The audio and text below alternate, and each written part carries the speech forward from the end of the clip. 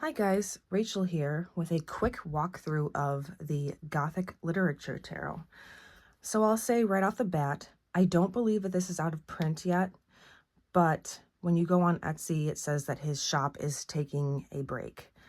I'm making this video for a friend, so it's sort of a viewer request. And also I want to mention that you might not want to watch this if you want to be spoiler free. I'm not going to go like in depth with the literature that I've read, but there might be a spoiler or two. I'm not sure yet. I'm just throwing that out there. So I've only had this deck for about a week, maybe not even quite a week. So I've only worked with it a couple of times. I meant to film this video sooner, but yeah, I've only had it for a few days and I wanted to read the book first before I filmed. And it comes in this lovely box. I know not everyone's a fan of this, but it has this like binding on it. So if you put it on your shelf, it looks like a book, and that's pretty cool. Beautiful production.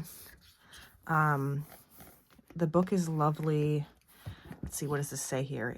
In the depths of the night, where shadows dance with secrets, lies the heart of the soul, where every turn reveals mysteries untold, and every card whispers tales of darkness and redemption. So as I said, I read through the book, and it's quite nice if you're a beginner, especially understanding your tarot deck. Torches are wands, chalices, cups, ravens are swords, skulls are pentacles or discs. And it goes through, you know, some numerology and the elements. And you have your zodiacals here with the elements and everything. And there's a little rundown of the authors, which are covered in the deck, and a couple of spreads, which I wanted to try a couple of these actually. Raven's Crypt spread. This spread delves into the depths of the subconscious, exploring hidden desires, fears, and truths buried beneath the surface. Sorry if my voice is a little I got all set up to film this video and I had a sneezing fit, and it's rather unpleasant, but I set this all up and so I didn't want to not record. Anyhow, I might go back to the book in a minute, but let's get into the cards. So again, it comes in one of these boxes and it has this ribbon here, which makes for ease in getting the cards out. And the cards themselves are lovely. You have this silver gilding, and again on the back, very Gothic. The cards are this, I don't know, like this semi-rose petal-y linen finish, and they're really nice. They feel very durable, not overly thick, but sturdy. I really like them. So I will say right off the bat that I really love the minors, or no, I really love the majors. Sorry, I really love the majors, but the minors, although they are lovely, they don't seem to reflect specific Gothic references in literature. I think they're more of a vibe or drawing from Gothic elements. If they do allude to specific works, then the book doesn't talk about it. And, you know, that's fine. It's a lovely deck, but it would have been really cool if the specific references were found throughout the deck. So let's get right into it. The Fool. Let's, should I zoom in a little bit here? Jonathan Harker from Dracula. Yeah, I can see that.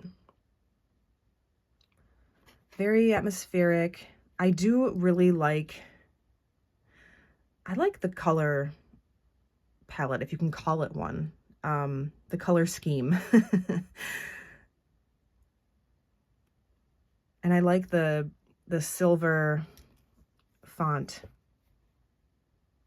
and the Old English text here. The Magician, Dr. Faustus. So I can't remember if I read Christopher Marlowe's Dr. Faustus or not. But I think that's an excellent choice.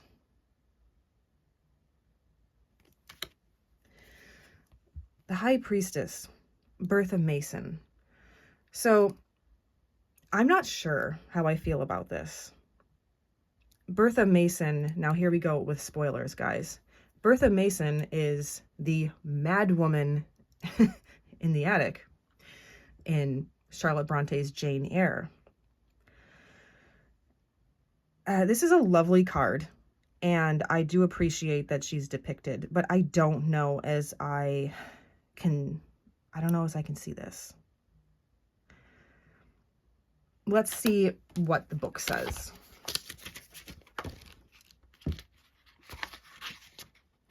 In Charlotte Bronte's Jane Eyre, Bertha is depicted as the mysterious and tormented wife of Mr. Rochester, confined to the attic of Thornfield Hall. Like the High Priestess, Bertha is veiled in secrecy and intrigue, her inner world shrouded in darkness and mystery. She serves as a symbol of the subconscious mind, representing the depths of intuition, instinct, and hidden knowledge. Bertha's presence in the High Priestess card invites seekers to explore the hidden truths and mysteries that lie within themselves, encouraging introspection and reflection on the deeper aspects of the psyche. She reminds us that true wisdom comes not from external sources, but from delving into the depths of our own subconscious and embracing the truths that lie therein.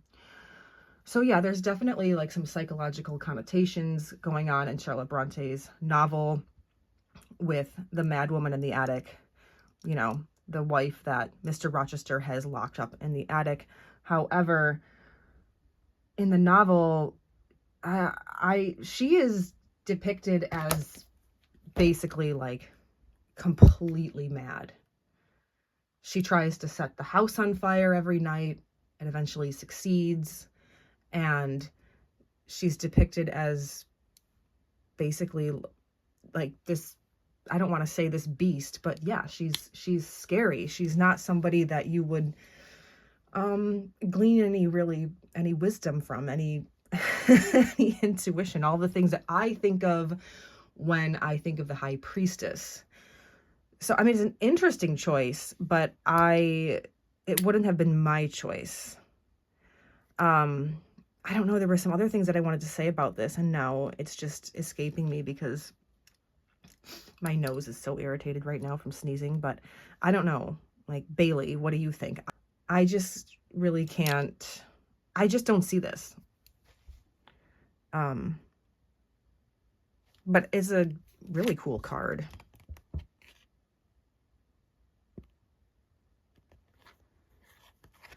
Anyway, moving on. The Empress, Lucy Westenra. Yeah, I can see that.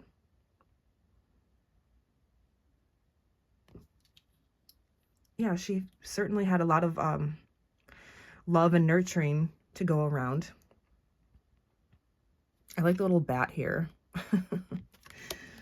The Emperor, Mr. Rochester. Yeah.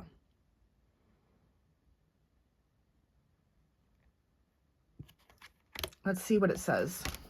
I don't want to read for every card because this is supposed to be a quick walkthrough, but Mr. Rochester epitomizes the qualities of the Emperor with his commanding demeanor, authority, and dominant presence. As the head of his household, Mr. Rochester exerts control and dominance over his estate and those within it, mirroring the Emperor's sense of stability and structure. His attempts to assert his will over others, particularly in his interactions with Jane Eyre, reflect the Emperor's inclination towards leadership and control. His demeanor is characterized by confidence, assertiveness, and a strong sense of responsibility, which are attributes associated with the Emperor archetype. However, His secretive past, tumultuous relationships, and tendency to manipulate situations to suit his desires all contribute to an image of a man whose authority is flawed and unreliable. Yeah, I agree with that. It's a very interesting take, actually. And I do love Mr. Rochester, although he is very flawed. The Hierophant, Father Ambrosio. I guess this is, I suppose, an obvious choice. Father Ambrosio is the lead protagonist in Matthew Lewis's The Monk. So this could, you know, portray like more of the negative connotations of the Hierophant. But I don't disagree. And it's a really cool card. The Lovers, Catherine and Heathcliff. So yeah, I could see a lot of people might have a problem with this because, you know, I'm not going to get too into Wuthering Heights right now, but the choice of the Lovers being Catherine and Heathcliff. A beautiful card. I will read here in the book. Catherine and Heathcliff from Emily Bronte's Wuthering Heights represent the complex and tumultuous dynamics of the Lover's card.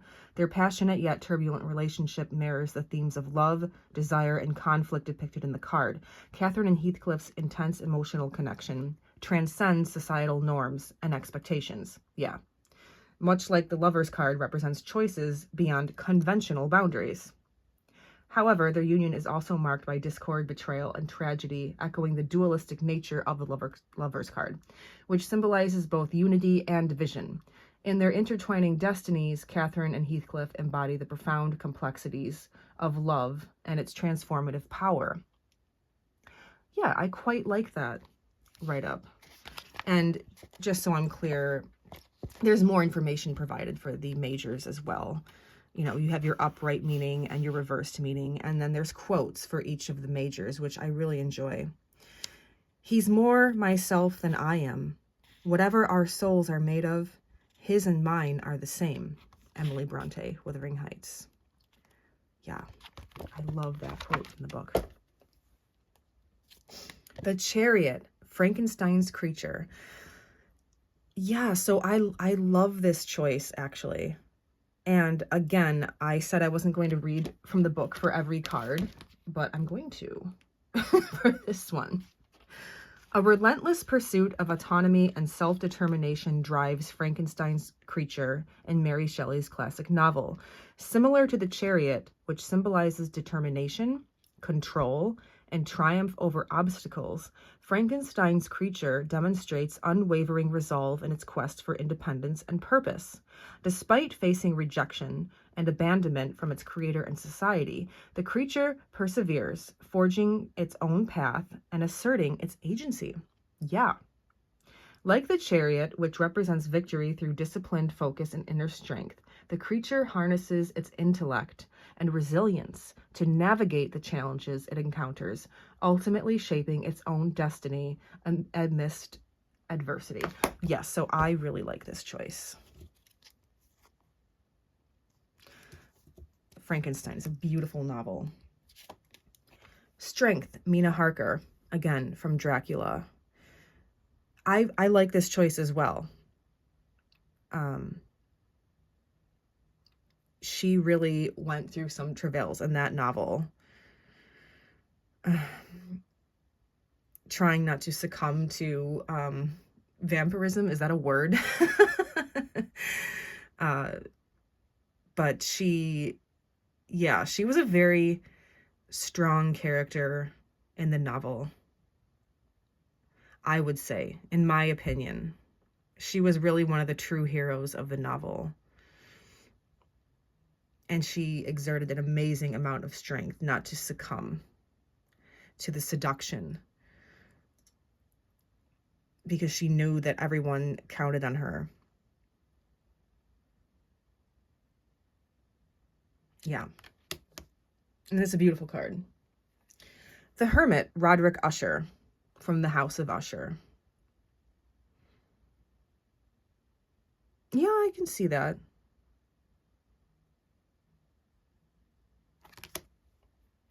Wheel of Fortune, Dorian Gray. Yeah, more like you know, the negative, the reversed meanings, I suppose. Not adapting to change.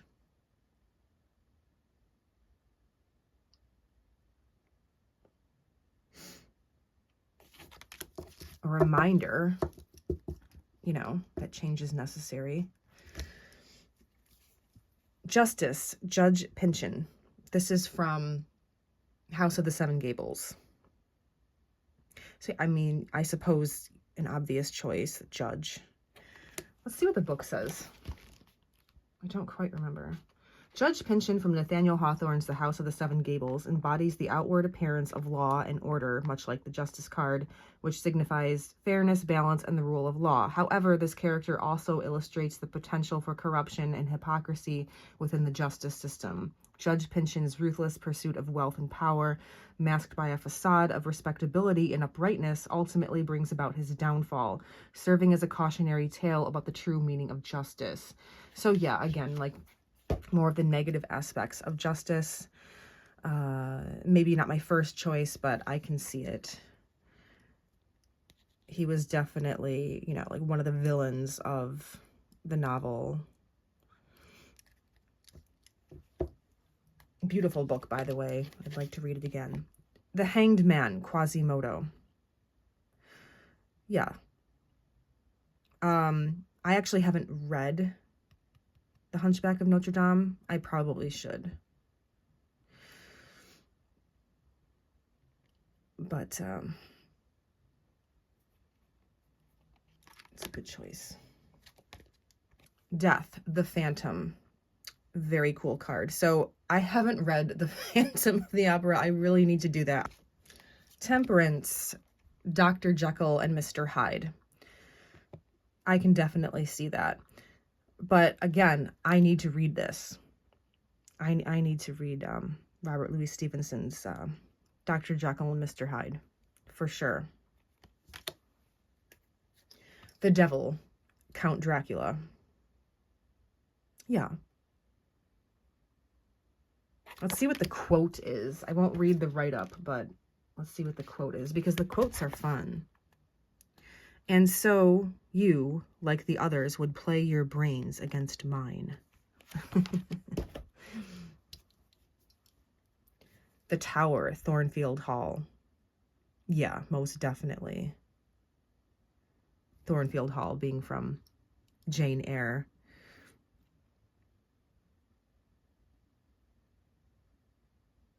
Let's see what the quote from that is, too.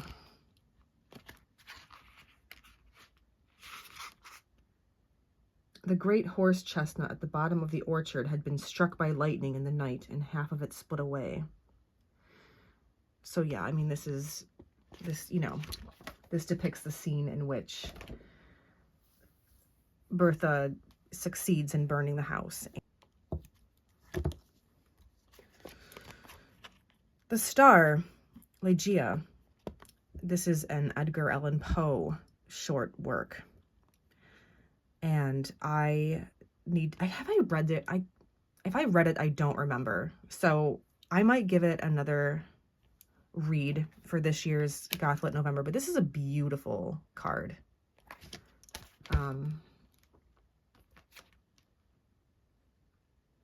I have spoken of the learning of Ligeia. It was immense. Pretty cool. The Moon, Heathcliff. I really like this. I really like this. I will read. The Moon card is represented by Heathcliff in Emily Bronte's Wuthering Heights, symbolizing his enigmatic and complex nature. His actions and motivations are often unclear, and he operates on the fringes of societal norms. Moreover, his connection to the natural landscape, particularly the moors surrounding Wuthering Heights, reflects the moon's association with the wilderness and the untamed aspects of human nature. Heathcliff's journey throughout the novel is marked by darkness, unpredictability, and a deep sense of longing, marrying the themes of uncertainty and introspection found in the Moon card. And the quote is, "I cannot live without my soul." So yeah, I really like that. The Sun, Jane Eyre. Yeah, I really like this one too. Honestly, I could see Jane Eyre being interchangeable with the, the Empress card. Or what's the Empress card? No, Strength. I meant to say Strength with Mina. Because she endured a lot. And the quote is, "I am no bird and no net ensnares me. I am a free human being with an independent will." Brilliant. Judgment, Victor Frankenstein. Yeah. And finally, The World, Catherine Earnshaw from Wuthering Heights. So I really, really like this. This was the first card that I drew from this deck, which for me was perfect because I am obsessed with Wuthering Heights. And I can definitely see why he made this choice. Because, again, spoilers, but as tragic as you want to say her end was, she really, in a sense, got what she wanted. She found that freedom that she missed. Like, she said that she wanted to be a ghost, basically. She felt constrained by her married life, and she couldn't fulfill that role anymore, and she willed her own end. And let's see what the book says. Catherine Earnshaw's complex and tumultuous journey in Emily Bronte's Wuthering Heights encapsulates the overarching themes of completion, fulfillment, and interconnectedness embodied by the World card. From her passionate and tempestuous love affair with Heathcliff to her eventual demise, Catherine navigates a world fraught with intense emotions, societal expectations, and personal desires. Her story reflects the cyclical nature of life, where joy and sorrow, love and loss are intricately woven in the fabric of human existence. Despite the tragedies that befall her, Catherine's story ultimately embodies a sense of completion and transcendence as she finds peace and unity in the eternal cycle of life and death. And the quote is, "I wish I were a girl again, half savage and hardy and free." Yeah. Love it. So those are the majors. So for the minors, like I said, there aren't any direct references. And if they were drawn from specific works, I'm not quite sure what they are, but they are beautiful cards. So we have the Ace of Wands. Really like that. The 2. The 3. Really like this one. It's so, yeah, it's so Gothic literature. Is that like a face in the cliff? That's really cool. The 4. The 5.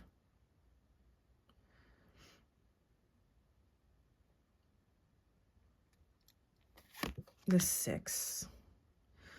Okay, so I really like this card, but whenever I see it, all I can think of is Mary Poppins. I don't know, does anybody else see it? I don't know. I see Mary Poppins because it looks very, London. And the way that this woman here is dressed seems very much from that time period, Mary Poppins. But there's fireworks here. And there's a scene in Mary Poppins. Do you guys remember? Mary Poppins is one of my favorite movies. I love Mary Poppins. But when the chimney sweeps are dancing on the roof, step in time. And then that old ship captain or whatever, one of the neighbors, he's looking with his spyglass and he thinks they're being attacked. So they release the fireworks. That's all. I don't know. Like, it, that's all that I can see. And I don't know if that's intentional. I mean, Mary Poppins is not Gothic to me, but that's what I see. It's a cool card, but I don't know. I was puzzled by that. This literally the first thing that came to my mind when I saw this was Mary Poppins. I don't know. There's been some debate on whether or not this deck used AI, and from my understanding, there wasn't any, but if there was, then, you know, that's not cool because it wasn't disclosed. But Seven of Wands. This is cool. Another card where people are, like a mob is coming at us with torches. Eight of Wands. Really beautiful. The Nine. Yeah, really, just really like this. The 10.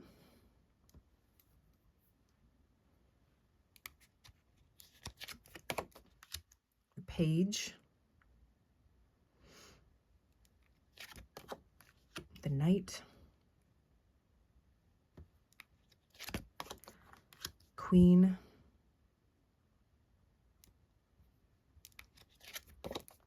King.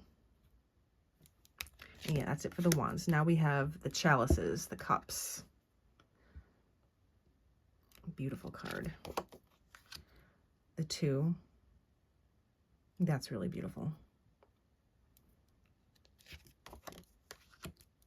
The 3.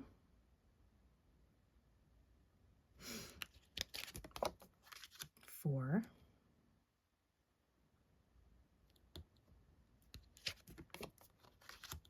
5. 6. So yeah, I think it was Nicole over at Cottage Witch. She has this deck and she was just kind of flipping through it very briefly in a video, and she was talking about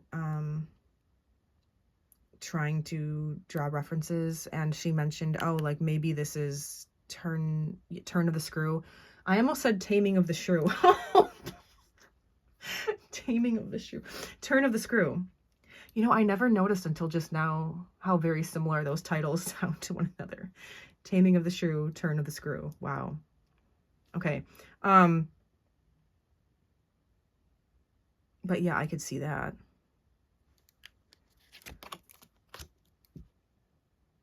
Seven of Cups. The 8. Really cool. The 9.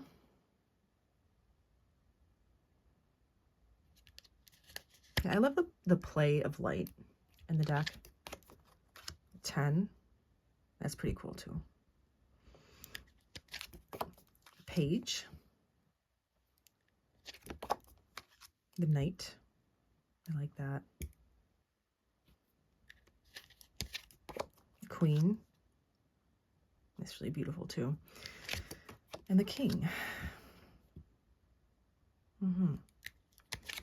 Now we have the ravens. The ravens are swords. Love ravens, so happy to see them.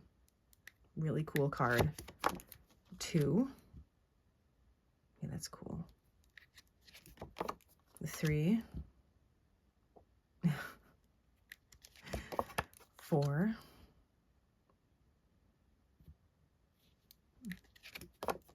5. 6. Really like that one. 7. That's cool too. Yeah, I'm not really saying much about the minors, sorry, but 30 minutes in, so 8, the 9. Yeah, I dig that. And the 10. Yeah. Page. The Knight. Okay, well, this is obviously, what, I almost said Hunchback of Notre Dame. What the heck? What? Sleepy Hollow? You know, the Headless Horseman. Yeah. I mean, what else would that be? Queen. Pretty cool. King. And now we have the discs, the pentacles, Ace of Skulls. Love this card. It's really cool. Yeah. 2. This guy kind of actually reminds me of Poe. 3. 4. 5.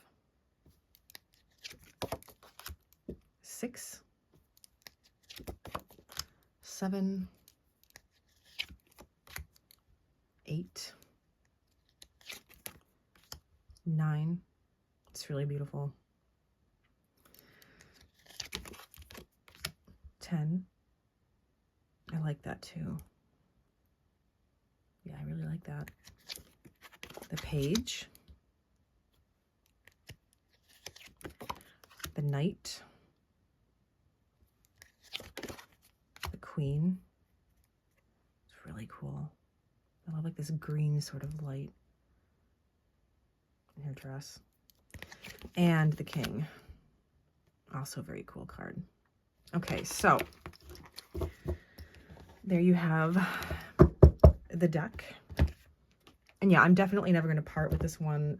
I'm just so thrilled that Wuthering Heights and Jane Eyre are depicted. But to go through the book again very briefly, you know, you have your, we have some journal prompts here, which were cool too. If you want to do them, they're good prompts. I don't know as I'll do it. And then you have all of these quotes throughout, like Mary Shelley, Frankenstein for the major arcana.